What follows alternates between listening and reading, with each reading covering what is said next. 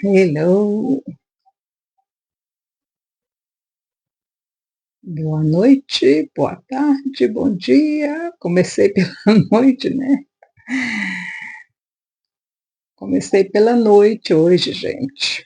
Como estamos? Todo mundo bem? Graças a Deus. Apesar de todas as provas, de todas as tristezas, né, que estão permeando a nossa vida nesses últimos dias, mas eu tenho uma coisa para falar para vocês. Que a paz do eterno é o que nos mantém firmes nas promessas que ele fez. Temos promessas para o Brasil, temos promessas maravilhosas para o Brasil. Eu estava pensando esses dias atrás sobre como é que a planilha, como os planos do eterno são. Às vezes, nós vemos as situações que aconteceram na Terra por todos esses 2000 anos e pensamos que aparentemente não existe esperança para a Terra, mas os planos do Eterno são perfeitos. Imagine, por exemplo, nós temos na história do Brasil um acontecimento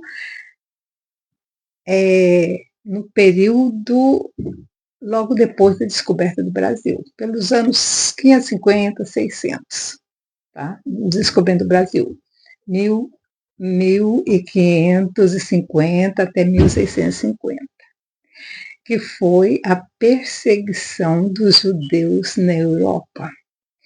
Com este acontecimento que aconteceu lá na Europa, com esses acontecimentos na Europa, os judeus foram obrigados a escapulir da Europa e muitos desses judeus acabaram na América do Sul, porque foi logo depois da descoberta do Brasil e das Américas. O que aconteceu então foi que muitos foram refugiados aqui na América do Sul e muitos no Brasil. Inclusive, Pedro Álvares Cabral era judeu. Então, olha os planos do Eterno. Aonde é que hoje o movimento dos judeus messiânicos está mais forte? Na América do Sul e nos Estados Unidos. O Senhor trouxe os judeus para as Américas para preservar a raiz de Jessé, a raiz de Jacó, a raiz de Abraão nas Américas. E hoje nós temos judeus messiânicos proliferando imensamente. As promessas para o Brasil envolvem também os judeus. Olha, um acontecimento tão difícil e tão cruel que foi esse na Europa, trouxe bênção para o mundo. Então, os planos do Eterno é espalhar o conhecimento do Senhor por toda a terra, através dos seus mensageiros, que são os judeus.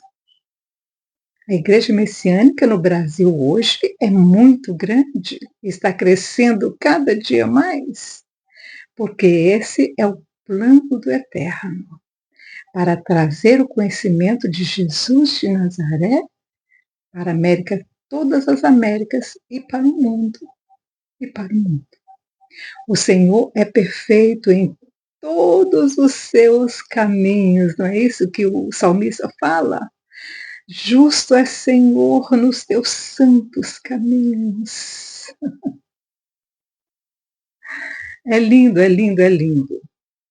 Então, Mas eu quero dizer uma coisa a vocês.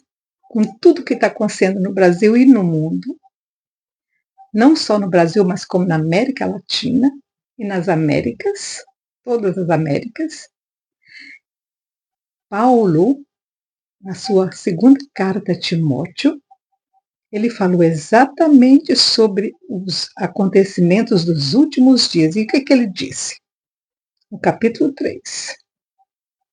Saiba disto, nos últimos dias sobrevirão tempos difíceis. 2 Timóteo, capítulo 3.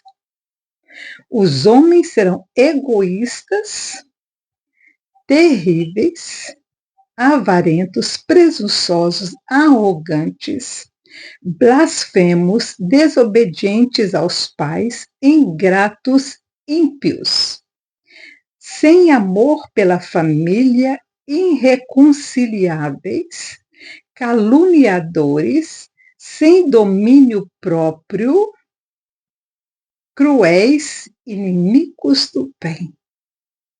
Paulo disse a Timóteo estas palavras: traidores, precipitados, soberbos, mais amantes dos prazeres do que amigos de Deus, tendo aparência de piedade, mas negando o seu poder, afaste-se desses também. O que é que nós estamos vendo no Brasil agora? Trazendo para a nossa realidade de brasileiros? É exatamente isso.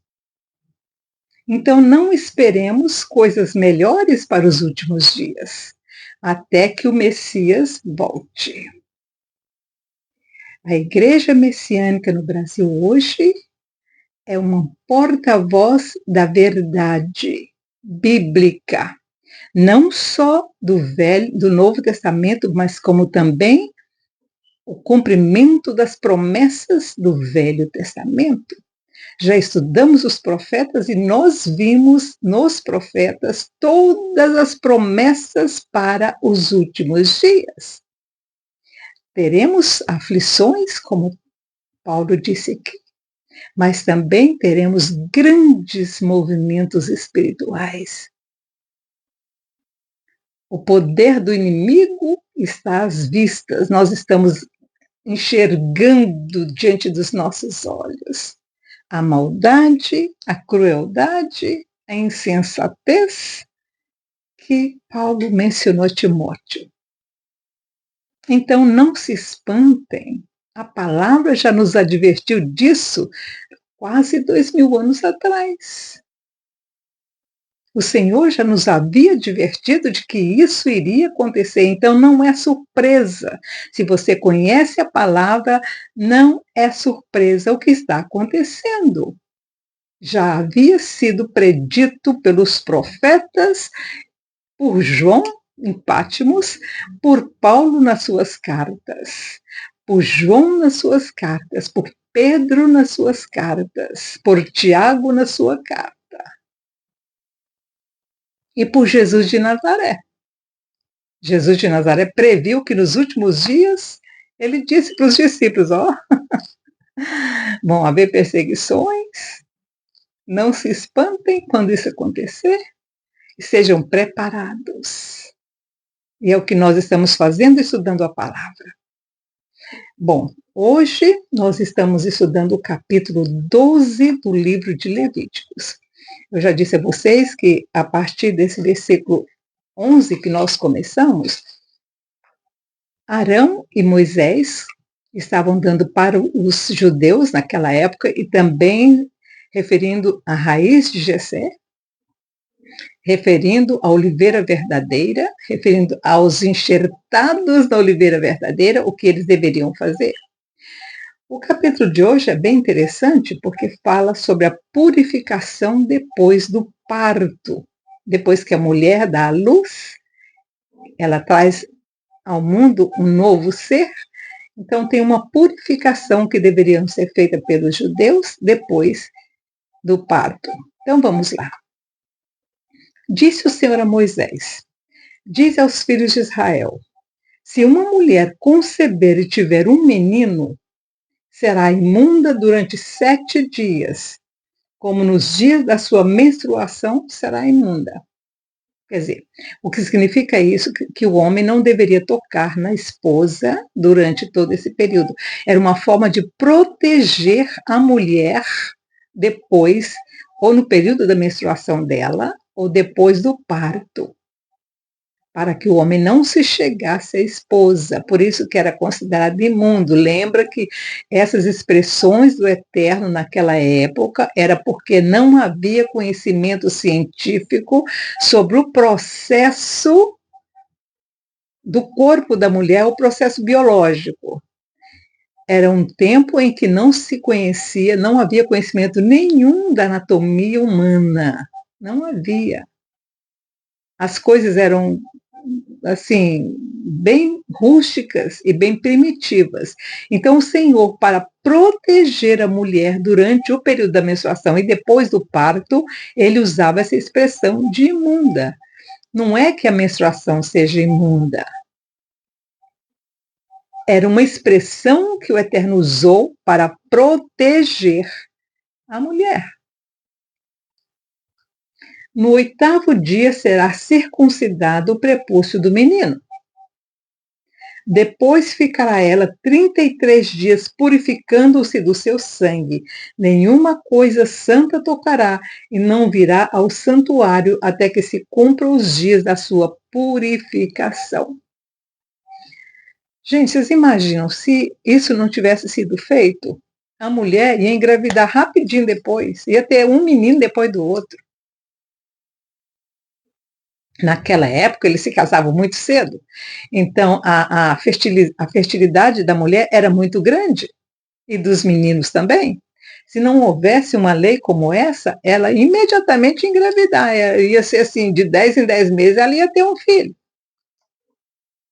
A proteção do Senhor se dava dessa forma, porque não tinha outra forma de proteger a mulher. Mas se tiver uma menina, será imunda 2 semanas, como na sua menstruação, depois ficará 66 dias purificando-se do seu sangue. Olha, do homem era 30, se tivesse uma menina, seria 60 dias. Porque naquela época, eu vou dizer para vocês, tentar trazer para uma realidade assim, para que seja entendido a linguagem do Eterno com relação a isso. Quando se tinha uma menina, as meninas não eram tão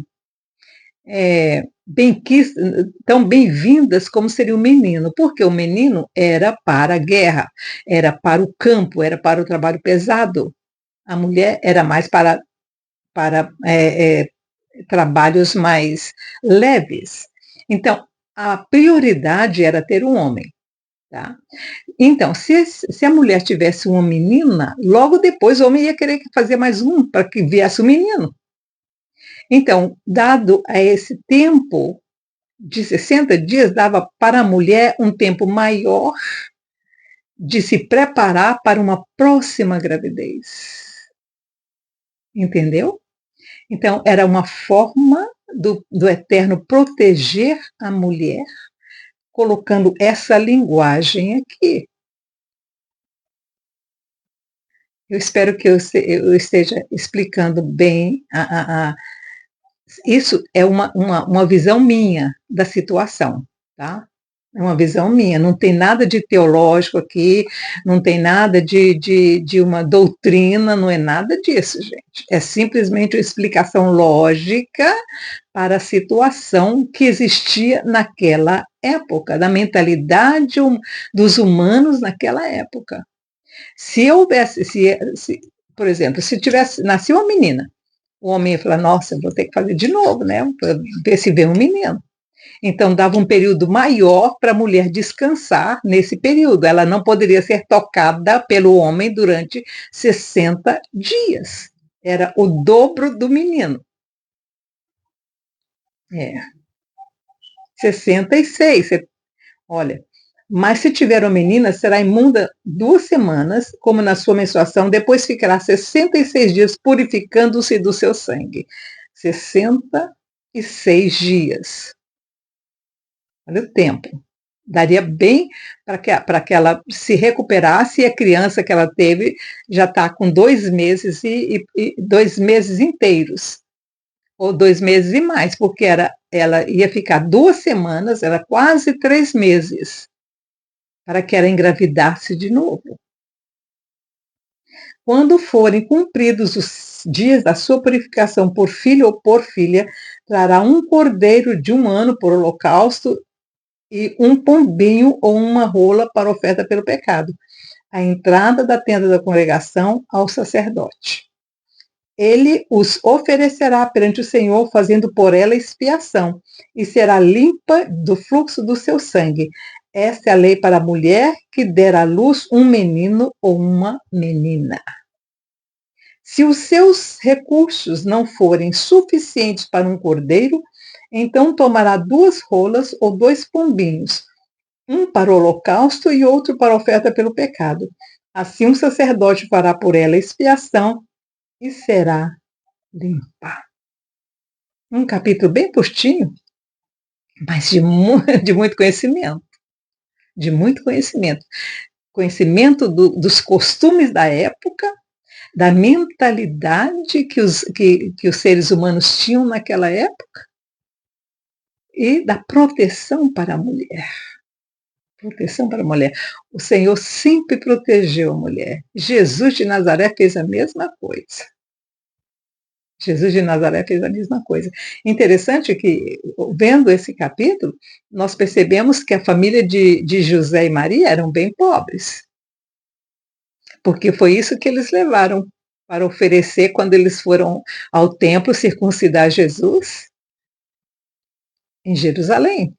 Eles ofereceram 2 pombinhos, um para a purificação e outro para o holocausto e outro para a purificação. É bem interessante isso, gente, muito interessante. Quando Jesus ele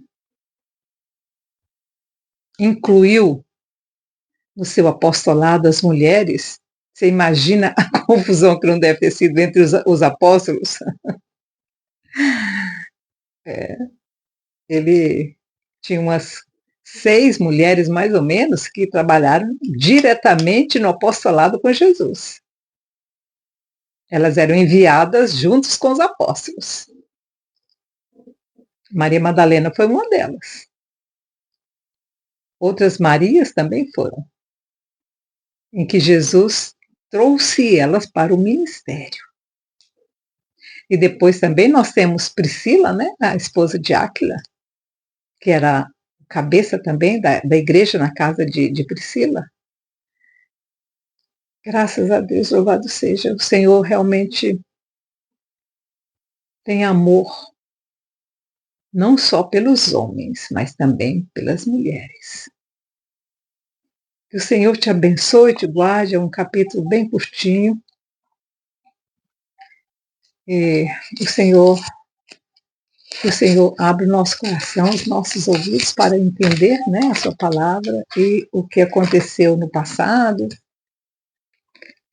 Nos traga mais conhecimento e mais sabedoria na interpretação da sua palavra. Que o Senhor te abençoe e te guarde, tenha um bom fim de dia, uma boa semana também. Hoje é domingo, dia 23. Que o Senhor nos guarde, nos abençoe e abençoe sua vida também. Baruch Hashem, que seja louvado o seu nome, que seja abençoado o seu nome sobre toda a terra. Fiquem com Deus. Tchau, tchau.